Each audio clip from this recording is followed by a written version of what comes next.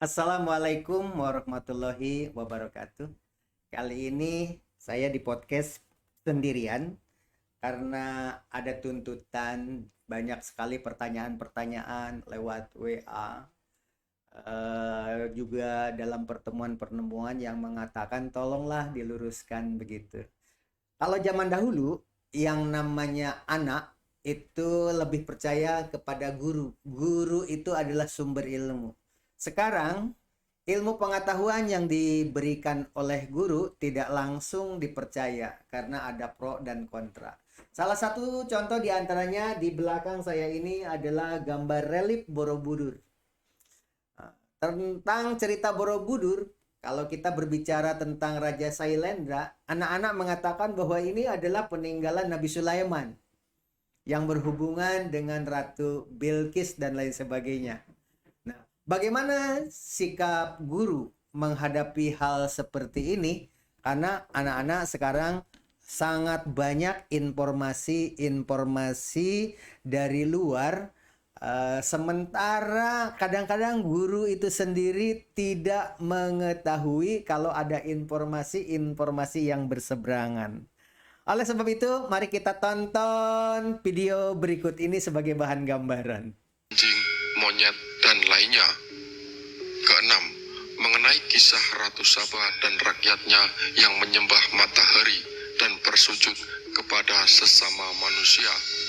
Quran Surat An-Naml ayat 22. Saba artinya berkumpul atau tempat berkumpul. Ungkapan burung hudhud tentang Saba, karena burung tidak mengetahui nama daerah itu. Tempat berkumpulnya manusia itu adalah Candi Ratu Boko yang terletak sekitar 36 km dari Candi Borobudur. Jarak ini juga memungkinkan burung untuk menempuh perjalanan dalam sekali terbang. Keenam, Saba ada di Indonesia, yakni Wonosobo. Di dalam Al-Quran, wilayah Saba ditumbuhi oleh pohon yang banyak. Quran Surat Saba ayat 15. Dalam Kamus Bahasa Jawi Kuno yang disusun oleh Dr. Maharsi, kata wana bermakna hutan. Wana Saba atau Wonosobo adalah hutan Sabah. Ketujuh, buah maja yang pahit. Ketika banjir besar Sa'il Al-Arim menimpa wilayah Sabah, pepohonan yang ada di sekitarnya menjadi pahit sebagai azab Allah kepada orang-orang yang mendustakan ayat-ayatnya. Tetapi mereka berpaling, maka kami datangkan kepada mereka banjir yang besar dan Oke, hadirin sekalian, mungkin banyak orang yang tertawa kalau berbicara bahwa Candi Borobudur merupakan candi peninggalan Ratu Bilqis yang dipindahkan oleh Raja Sulaiman. Tadi sudah kita dengar ada hubungannya dengan Wonosobo. Begitu juga di sana ada Sleman yang identik dengan Nabi Sulaiman dan lain sebagainya. Hadirin sekalian, Bapak dan Ibu yang ada di rumah, menghadapi fenomena seperti ini, sesungguhnya kita harus berpikir lebih kumulatif. Jangan dibantah dulu jika ada siswa atau anak Bapak dan Ibu di rumah mengungkapkan suatu argumen, pendapat-pendapat yang benar-benar dia peroleh dari YouTube, dia peroleh dari lingkungan masyarakat, lebih baik didengarkan terlebih dahulu. Merenung, kemudian kita sikapi, jangan terburu-buru membantah daripada konflik. Begitu. Intinya bahwa peristiwa apapun justru itu adalah hikmah dari Allah. Jika ada siswa atau anak bapak dan ibu di rumah mengatakan bahwa Candi Borobudur itu adalah candi peninggalan Ratu Bilqis yang dipindahkan oleh Nabi Sulaiman, berarti ada dua keuntungan bagi bapak dan ibu. Yang pertama, ada kesempatan kita berdialog dengan anak-anak tentang riwayat nabi-nabi, nabi terdahulu. Itu bisa disampaikan. Tentang ajaran-ajarannya bisa disampaikan. Bahwa versi agama Islam yang namanya Nabi Adam sampai kepada Nabi Muhammad, Nabi Yusuf, Nabi Yunus, Nabi Isa, semuanya itu anti patung. Tidak boleh menjelmakan ke dalam wujud patung apapun juga. Begitu. Tetapi Borobudur itu banyak patung-patung. Bisa berbicara tentang hadis, tentang ayat-ayat di Injil, bisa juga berbicara tentang ayat-ayat Al-Quran dan lain sebagainya dalam bentuk dialog. Di samping itu juga bisa berbicara tentang Borobudur dari segi sejarah. Jadi lengkap ilmunya.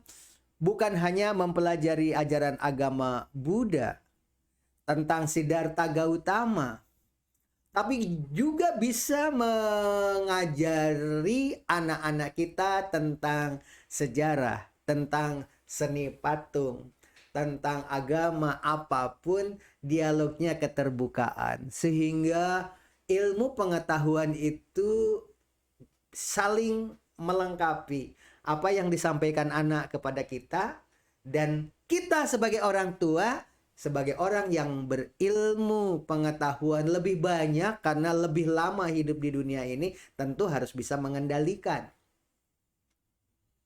Salah satu contoh misalnya, bahwa candi di India itu penuh dengan perlambangan. Candi-candi Buddha itu ada lehernya berlipat-lipat. Untuk leher Siddhartha Gautama. Kemudian telinganya panjang, berlubang. Kemudian rambutnya digelung. Kakinya bersila. Semuanya punya makna. Kenapa telinganya panjang? Maha mendengar. Begitu kan? Kalau telinganya banyak juga sama. Semuanya arti perlambangan. Ada gambar roda di belakang, kemudian ada bunga teratai dan lain sebagainya. Sedangkan di Borobudur, penggambarannya itu benar-benar realistis. Beda dengan candi di Jawa Timur. Seperti wayang bentuknya. Kepala dilihat dari samping, badan dilihat dari depan, kaki dilihat dari samping. Nah, seperti halnya relief di Mesir, itu Jawa Timur. Tapi untuk Borobudur tidak, seperti lihat di gambar di belakang saya ini. Kepalanya, matanya, hidungnya, mulutnya, semuanya proporsional. Ada budaya-budaya asli Jawa di situ, ada orang yang main gendang, ada juga daerah-daerah pertanian, semuanya digambarkan kalau pohon pisang benar-benar seperti pisang. Di dalam cerita ini yang mengatakan bahwa Candi Borobudur merupakan peninggalan Ratu Bilqis yang dipindahkan oleh Nabi Sulaiman, karena di sana itu ada Sleman, begitu, Sabah di sana ada Wonosobo dan sebagainya. Itu di dalam Sunda itu ada istilah ilmu kirata. Kirata itu dikira-kira tapi nyata, begitu. Dan bisa dihubungkan. Nah, untuk meningkatkan keimanan agar tidak vandalisme, karena dulu pernah Borobudur itu dibom ya oleh orang-orang yang menganggap bahwa itu ajarannya tidak Islami, kemudian banyak hal begitu. Nah, supaya tidak vandalisme seperti itu, kontroversi tentang peninggalan Ratu Bilqis yang dipindahkan oleh Nabi Sulaiman itu, supaya ada riset yang lebih mendalam, maka harus dijaga. Semua harta kekayaan yang ada di Indonesia termasuk Candi Borobudur ini harus dijaga. Supaya nanti suatu saat di belakang kita nanti ada anak-anak yang bisa meneliti lebih jauh, lebih lengkap. Salah satu contoh diantaranya, jika yang mengatakan bahwa Borobudur itu dianggap sebagai peninggalan Nabi Sulaiman itu mengatakan bahwa sulit mengetahui tentang tahun. Padahal secara ilmu pengetahuan, maka karbon-karbon yang menempel di bebatuan itu bisa diriset, bisa digunakan alat-alat canggih sehingga mengetahui kandungan karbonnya itu berapa. Di situ akan diketahui berapa abad lamanya. Di samping itu juga bisa dengan cara riset-riset lain yang memang tadi dikatakan di sana ada gambar burung yang diduga itu adalah burung hudhud gitu. Di situ juga ada gambar cerita-cerita yang di luar cerita tentang Siddhartha Gautama. Memang di Candi Borobudur itu ada terate, ada bunga terate sebagai lambang dalam agama Buddha. Tetapi banyak sekali gambar-gambar yang sifatnya dekoratif. Nah, perlu ditularkan kepada siswa, kepada anak-anak, bahwa di Borobudur itu ada dua relief. Yang pertama, relief yang bercerita tentang sejarah. Yang kedua, ada relief yang hanya dekorasi saja, yang tidak memiliki makna apa-apa. Itu menurut tinjauan para ahli sejarah. Oleh sebab itu, janganlah langsung di-cut, langsung dipersalahkan jika ada orang yang mengatakan bahwa Candi Borobudur ini adalah candi peninggalan Nabi Sulaiman, yaitu dari peninggalan Ratu Bilqis yang dipindahkan itu. Sehingga anak nanti mau nggak mau akan membaca buku tentang riwayat Nabi Sulaiman, akan membaca buku tentang Ratu Bilqis, akan membaca buku tentang Sailendra, akan membaca buku tentang sejarah Nusantara dan lain sebagainya sehingga lebih lengkap. Jadi jangan dipatahkan. Ambil hikmahnya. Benar dan salah itu adalah milik Allah. Yang jelas apa yang ada di dunia ini menuntut kita berpikir. Kembali kepada ajaran agama yang dianut, menurut ajaran Islam bahwa di dalam ajaran Islam itu agama yang dibawa oleh Nabi Adam sampai kepada Nabi Yusuf, Yunus, Ibrahim, Nabi Isa, Nabi Muhammad, semua nabi-nabi memang tidak mengajarkan untuk menyembah patung. Tapi yang ada di Borobudur itu banyak patung. Berarti bukan budaya yang dibawa atau yang sesuai dengan akidah agama religi ketuhanan yang Maha Esa versi Islam. Begitu. Nah, oleh sebab itu, mari kita bersama-sama menyikapi perkembangan medsos di mana pro dan kontra penemuan-penemuan baru itu sebenarnya adalah dinamika baru untuk belajar. Mari kita tonton videonya lebih detail yang tadi ya, kita ulang ya. Anjing, monyet, dan lainnya. Keenam, mengenai kisah Ratu Saba dan rakyatnya yang menyembah matahari dan bersujud kepada sesama manusia. Quran Surat An-Naml ayat 22. Saba artinya berkumpul atau tempat berkumpul. Ungkapan burung hudhud tentang Saba karena burung tidak mengetahui nama daerah itu. Tempat berkumpulnya manusia itu adalah Candi Ratu Boko yang terletak sekitar 36 km dari Candi Borobudur. Jarak ini juga memungkinkan burung untuk menempuh perjalanan dalam sekali terbang. Keenam, Saba ada di Indonesia, yakni Wonosobo. Di dalam Al-Quran, wilayah Saba ditumbuhi oleh pohon yang banyak. Quran Surat Saba ayat 15. Dalam Kamus Bahasa Jawi Kuno yang disusun oleh Dr. Maharsi, kata wana bermakna hutan. Wana Saba atau Wonosobo adalah hutan Sabah. Ketujuh, buah maja yang pahit. Ketika banjir besar Sa'il Al-Arim menimpa wilayah Sabah, pepohonan yang ada di sekitarnya menjadi pahit sebagai azab Allah kepada orang-orang yang mendustakan ayat-ayatnya. Bapak dan Ibu hadirin sekalian penonton podcast, perlu diketahui bahwa menurut Bapak Wiyoso Yudo Seputro sebagai dosen IKIP Bandung dahulu sebelum jadi UPI, beda antara candi di Indonesia dengan India. Konon, menurut sejarahnya orang Indonesia belajar di India. Setelah itu, maka dibawalah budaya membuat candi itu ke Indonesia.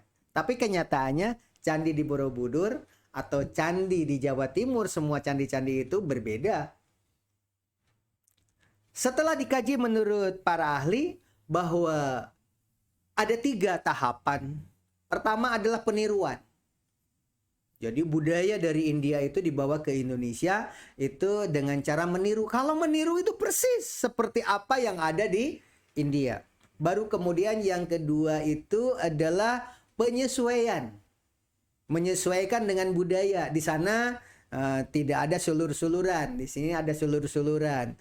Jadi budayanya itu disesuaikan dengan budaya gamelan Jawa dan lain sebagainya, itu penyesuaian. Barulah yang ketiga itu adalah penguasaan. Jadi sudah tidak lagi melihat budaya yang ditiru awal, tapi benar-benar murni hasil ciptaan anak bangsa kita. Salah satu contohnya di relief Jawa Timur itu murni hasil budaya Indonesia. Reliefnya itu detail-detailnya, tokoh-tokoh ceritanya semuanya adalah asli Indonesia. Jadi itulah mengapa beda antara candi di India dengan di Indonesia, karena melalui 3 proses tadi. Peniruan sampai kepada penguasaan setelah penyesuaian. Hadirin sekalian, budaya-budaya seperti ini kan tidak letterlek. Boleh saja beda-beda pendapat. Yang paling penting ada dasarnya untuk menerangkan itu. Seperti yang saya jelaskan itu tadi, bahwa 3 tahapan itu adalah ilmu sejarah budaya diantaranya. Adapun yang mengatakan bahwa Candi Borobudur itu adalah candi yang dipindahkan Nabi Sulaiman yang milik Ratu Bilqis atas dasar teori kirata, dikira-kira tapi nyata. Tapi itu bisa disesuaikan juga nanti dengan ilmu kimia ya, dengan kandungan karbon yang ada di candi itu apakah sesuai, apakah ini setelah Masehi atau sebelum Masehi, dan masih banyak lagi cara-cara riset lainnya. Demikian barangkali, wabillahi taufiq wa hidayah. Wassalamualaikum warahmatullahi wabarakatuh. Salam gubuk apung.